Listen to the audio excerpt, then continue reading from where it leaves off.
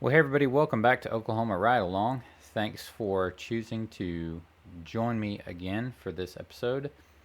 Real quickly, I just want to say that for some reason YouTube is struggling with some comments and sort of, I think, deleting comments when it's not supposed to, or um, taking away comments when it's not supposed to. So if you guys are commenting on videos and I'm not responding, because generally I respond to every comment, if I'm not responding, don't take it personally. It's probably just YouTube being funny and dropping the ball. So, anyways, like I said, thanks for joining me. Now we've had a few days go by since the last video. The wheat across the road over there is just about ready. The soybeans and the corn over behind me, behind this barn here, to the left is getting closer to being ready to go.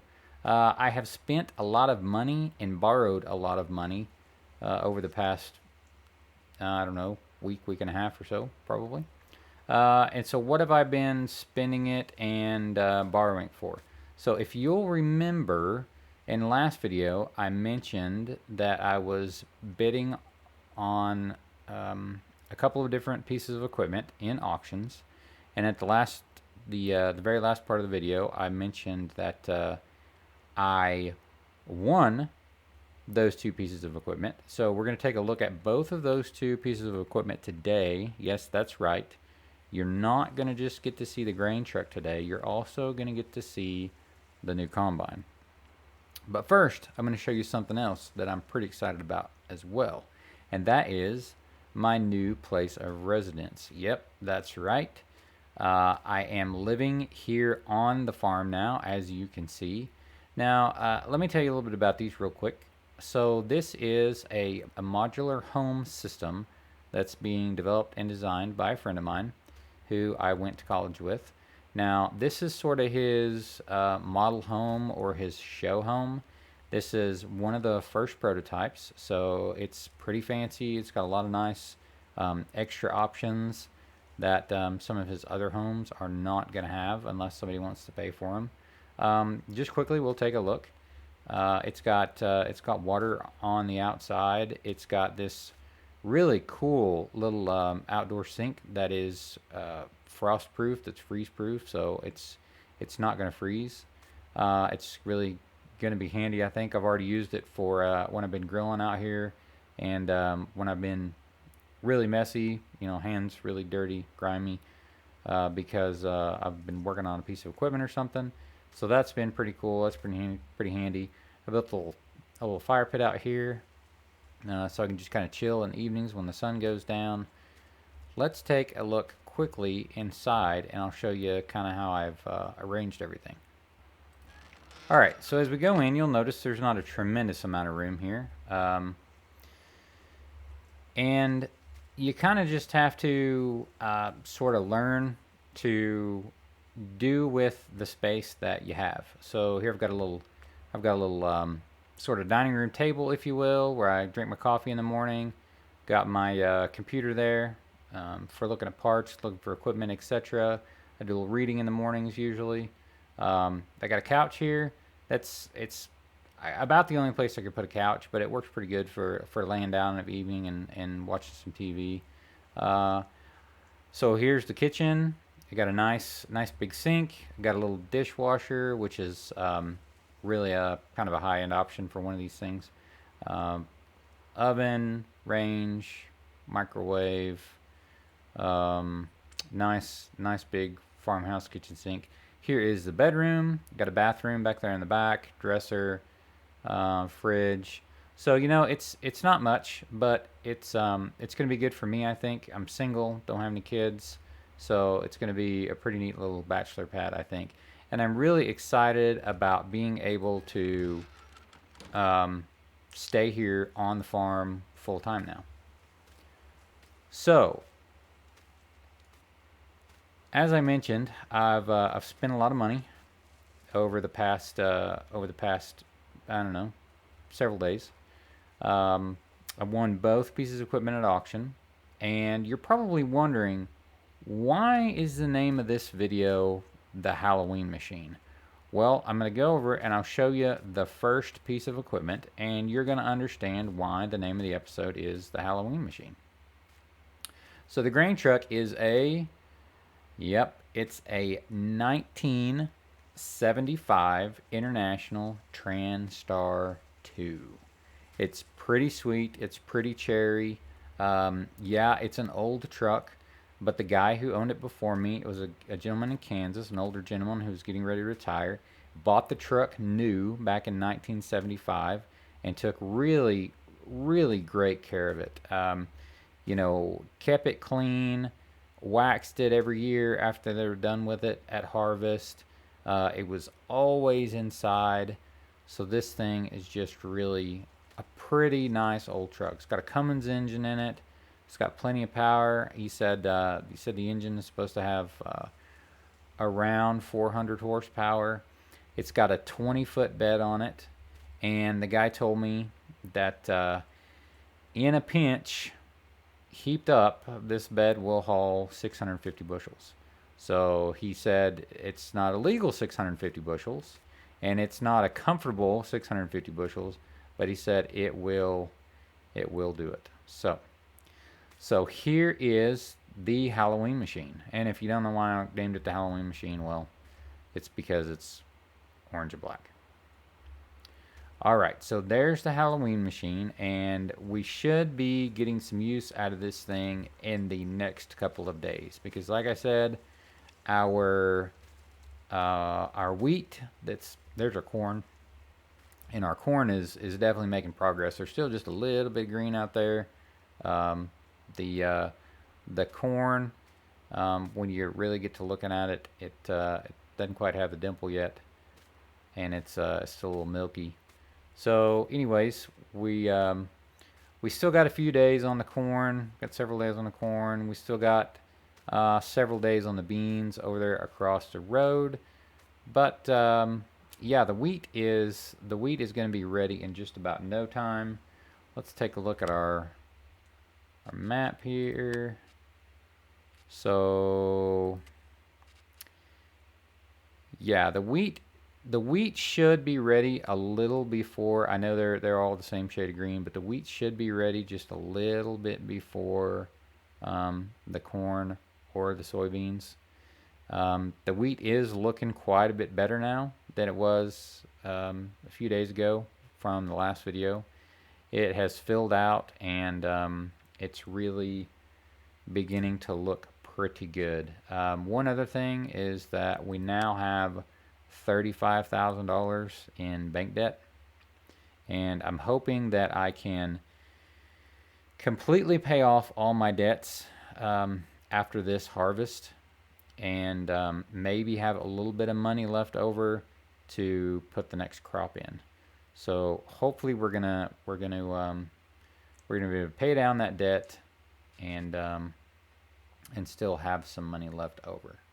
The other thing, the 4490 is in the shop. They came and got it the day of the last video, that afternoon. They came and got it, and they took it down to the shop. It's actually at the shop at the dealership that we're going today to pick up the combine. As you can see over there, the guy that bought the grain bins and the corn crib finally came and finished taking down the grain bins, so they're gone. And this place is really starting to look pretty good, except for the grass is so tall. I need to do something about that pretty soon. I've kind of straightened up. I've kind of moved a few things around. I was able to move those totes over there by hand. They're not very heavy. There's nothing in them. So yeah, it's things are shaping up, and harvest is going to be happening pretty soon. We have had quite a bit of rain in the past few days. Let's just check out the weather. So it rained this morning. It stopped raining about 10 this morning, and tomorrow it would be great if that wheat was ready. I'm not sure if it's going to be ready tomorrow or not, because it's going to be sunny all day. It'd be great harvesting weather. It's going to be nice and warm in the afternoon. Saturday it's going to be cloudy, and then Sunday there's a chance of rain. Now, the good news is that's for now, that's the only chance of rain there is for the next several days. So maybe even if we do catch a little bit of rain on Sunday, that won't put too much of a damper on the harvest. All right, so I know everyone's, well, now, anyways, what everyone wants to know is what kind of combine did we get? Well, let's go hop in the truck here and we'll just drive to the dealership and we will see what we've got. So this is at the dealership that the Case tractor is being worked on. If you want to speculate what kind of combine it is, I didn't buy it from this dealership. I did buy it from I did buy it at an online auction from a gentleman in Nebraska. And this combine was kind of this guy's just pet project. He's a big farmer. He's got quite a bit of land in cultivation, and this was not his primary combine. He just sort of this was a combine. It's the same brand combine of the combines that he uses now. Of course, he's got late model. He's got a couple of late model combines that are quite large and quite powerful that he uses to like actually get the work done. And he bought this because it was sort of a legacy combine, and frankly, I think he just had some extra money laying around and just wanted to have a toy to kind of play with. So he bought it. He said it was in excellent condition when he bought it. It is from the first year. It is a first year combine for this model. So in other words, the combine is an 84 model combine, and it was the first year that the manufacturer produced this model of combine. And even though it is the first year model, he's done all the updates. Any update that can possibly be made to this combine has been done. Any fixes that needed to be fixed, because of manufacturing flaws or design flaws or whatever, that's all been done. Because like I said, this combine was just kind of this guy's pet project, and he just wanted to make it all right. He finished it and he used it for a few years to just kind of play around with it. I think he's finally kind of lost interest in it, and that's the reason he sold it. Now, I looked at all sorts of different colors and brands of combines whenever I bought this combine, and now I looked at Deere's, I looked at Cases, I looked at Internationals, I looked at all sorts of different models and sizes and brands, and I looked at them all. And what I finally decided is, I needed something that was a good value. I either needed a combine that was really going to hold its resale value well, or I needed a combine that was just a good economic value. And this, I think, is going to be a really excellent value, because it's actually a pretty large machine for the money that I paid for it.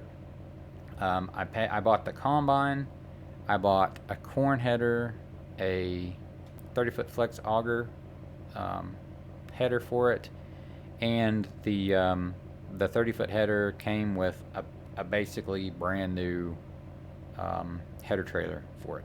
Actually, and this guy said jokingly, but it's true, the header trailer that the flex header is sitting on is actually worth more than both of the headers put together.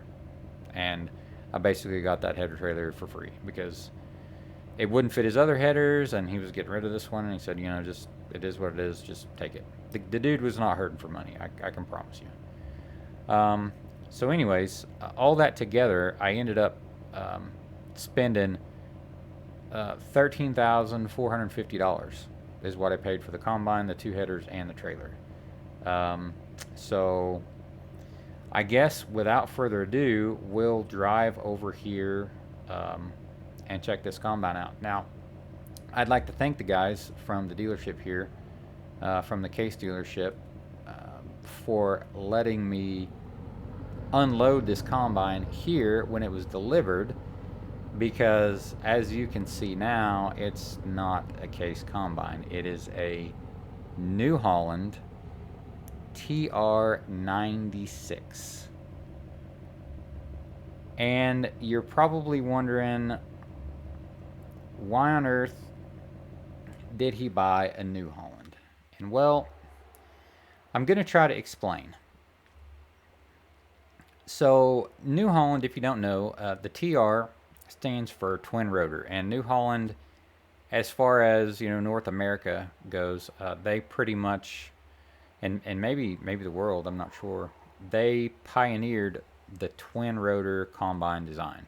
So like Deere, the later model Deeres, they have a rotor. Case International, actually International Harvester, came out with the first big single rotor combine.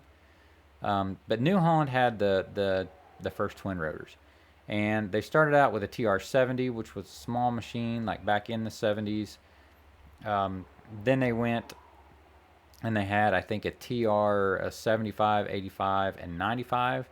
And in 1984, they came out with the TR 90. No, they came out with a TR 86 and a TR 96.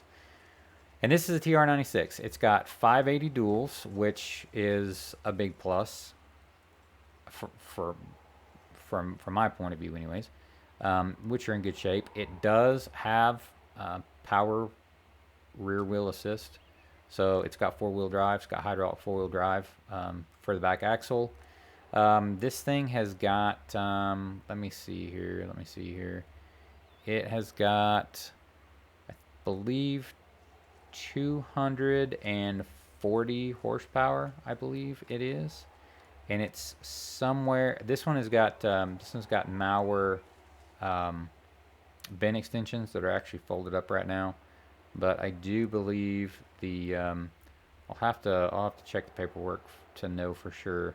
But I do believe the grain bin will hold somewhere around 250 bushels as well, I believe.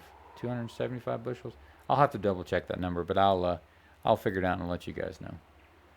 So we've got an 8-row corn header that came with the machine, and the gentleman, when he bought the machine, now the corn header did not, when the gentleman that I bought it from bought the combine, it was just a combine, and he went and he found the corn header, and he found the 30-foot flex header. They were all separately, but this is a period correct corn header that you would have been able to get for the machine. This machine, you could have had a 6-row and an 8-row. Being the bigger combine, the TR86, the gentleman looked for the 8-row. Now that's gonna cause, well, I hope it doesn't cause much of a problem, but it is going to be interesting to see how this goes, because if you'll remember, my corn planter is a 6-row, and this is an 8-row. So we'll see how good my tractor driving skills are going to be, because what this means is basically I'll be picking 2 more rows. I'll be picking the 6 rows that the planter planted on one pass, and I'll be picking 2 rows that the planter planted on the next pass over. So if I don't drive perfectly straight, and if I don't do a good job following my row marker, then I may struggle to pick these 2 extra rows. But we'll see how that goes. I'm pretty optimistic. I feel like I got the corn in pretty straight. So this is the 30-foot flex header, and it's a flex header because I've got soybeans, so I need a header with the ability to flex.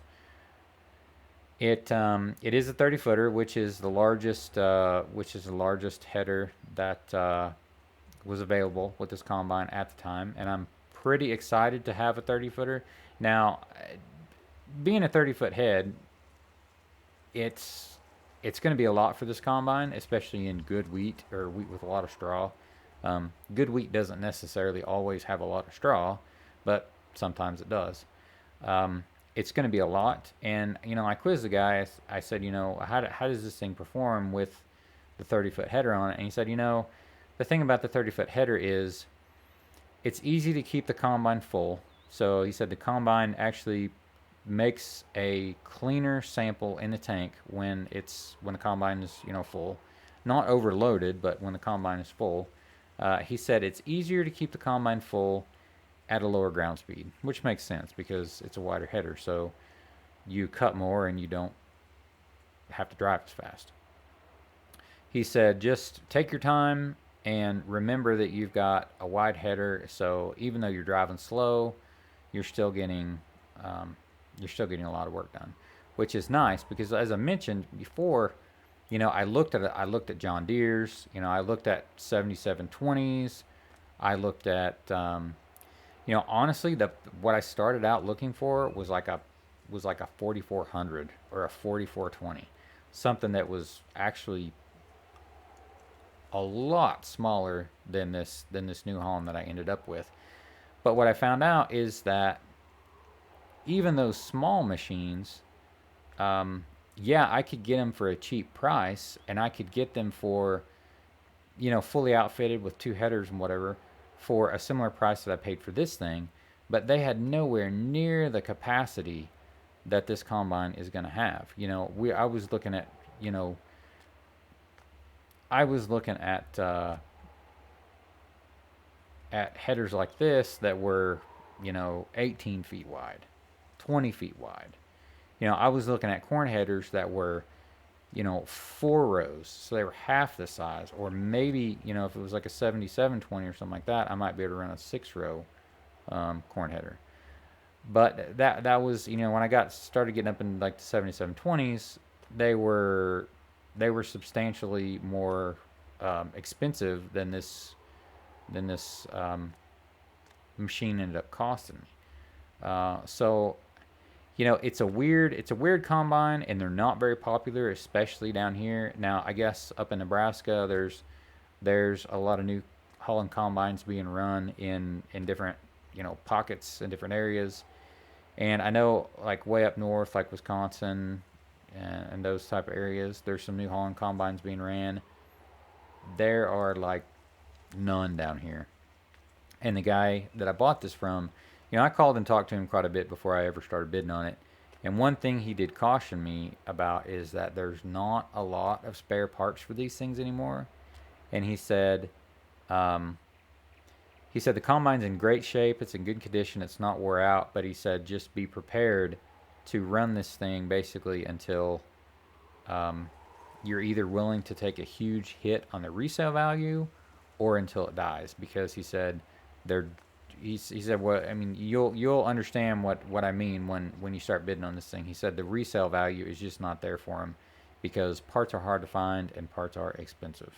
He said that's not the resale value is not really a reflection on the machine itself, but he said because they're good machines, but he said that they're just outdated, and New Holland doesn't carry parts for them anymore. They're getting really hard to find parts for in the salvage yards. He said they weren't very popular here in the States, so there's not a big aftermarket following for these combines, he said. So, he said just be aware. He said you shouldn't have any trouble with the combine. He asked me, how many acres have you got? How much actual harvesting you're going to be doing from year to year. And when I told him, he said, you should be able to run this thing as long as you want and not really wear anything out as long as you maintain the machinery. So, guys, that's the reason why I chose this combine over several other brands. What it came down to is it just came down to I found this combine. It was in really good condition, well cared for. It was very cheap because they're not popular and they're hard to find parts for. So I got a lot of combine for my money, as long as it proves to be reliable, and I don't have any major breakdowns, because then I guess it's going to be worthless. All right, so what we're going to do here is we're going to get we're going to get hooked up to the header trailer, and we are going to take that home first, and we'll come back and get the combine. All right, we're back. I called one of the guys at the dealership here. We're gonna take this home, and then he's gonna come. He's gonna come pick me up at my farm and bring me back to grab my truck. But let's hop out and let's get this thing fired up. All right, as you can see, the cab of this machine is really not too bad for 1984. It's pretty well appointed. It is a hydrostat drive. It's got 4 ranges, and a hydrostat. So it's got AC. It's got pretty much anything that I really could want. It does have a reverser. It does have a feeder house reverser, so that'll be nice if I ever plug this machine. So let's get her started and get her going.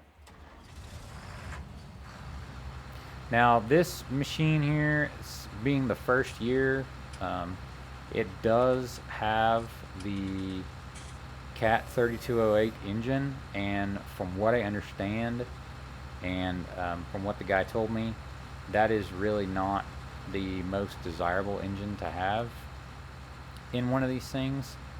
But the gentleman I bought it from did tell me that he never had, he kind of looked the engine over when he bought it, and he never had any trouble out of the engine. So hopefully that will continue to be the case. All right.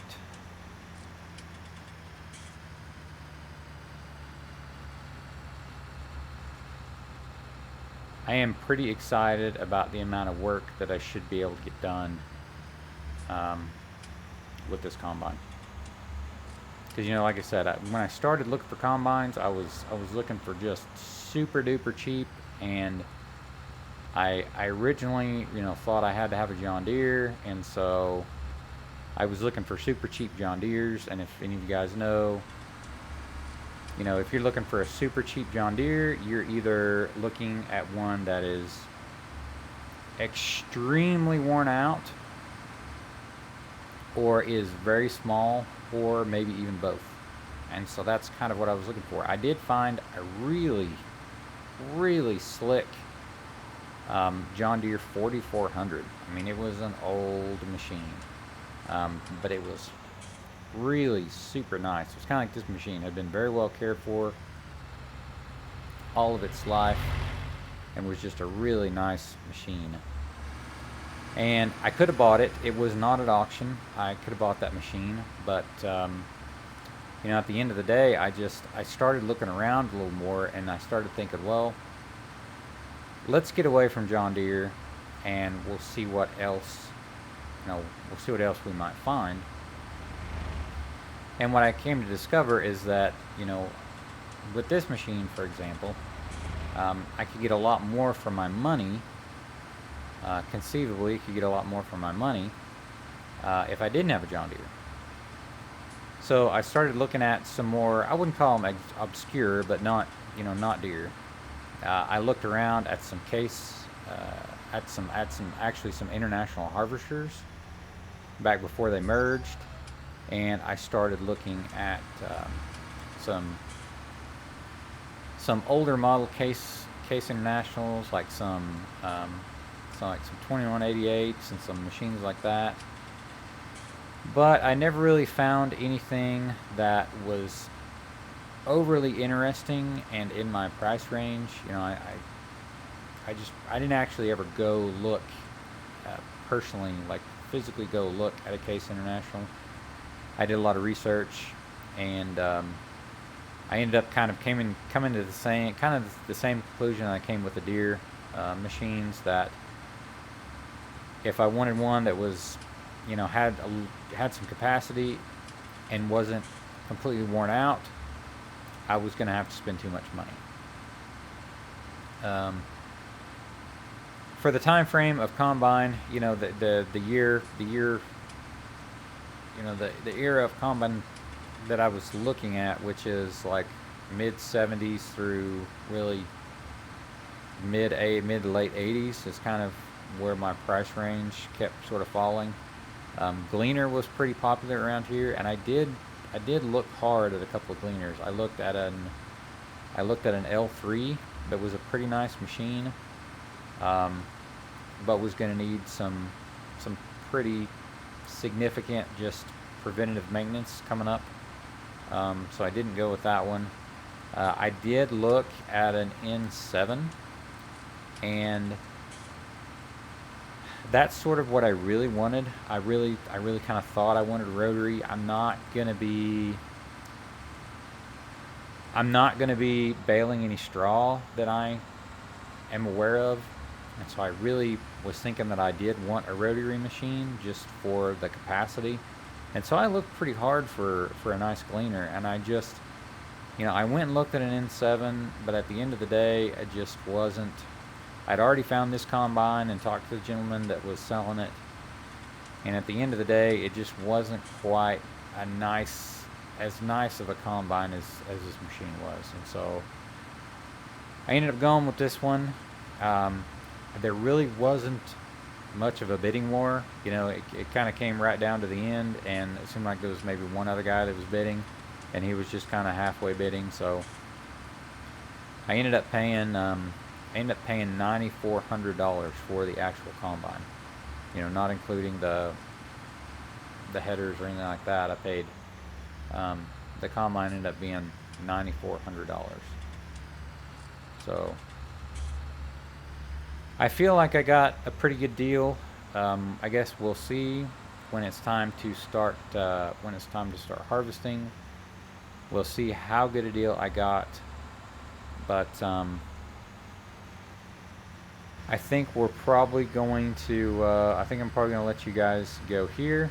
We might take a quick look at the combine while it's running. We'll unfold the bin extensions, check them out. This is a really nice mod. I believe whenever I was doing the research, looking for a combine, because I honestly, I was storytelling there if you guys couldn't tell, but when I went to start looking for a combine to play with in this series to start with, I actually did a lot of research. I take my farming simulator pretty seriously. If you guys don't know already, I did a lot of research. I did a lot of research as far as actual combines in real life go, and I did a lot of research as in combines for Farming Simulator 19 and all the different mods that were out here. Is this the absolute most detailed combine mod that there is out there? No, it's not.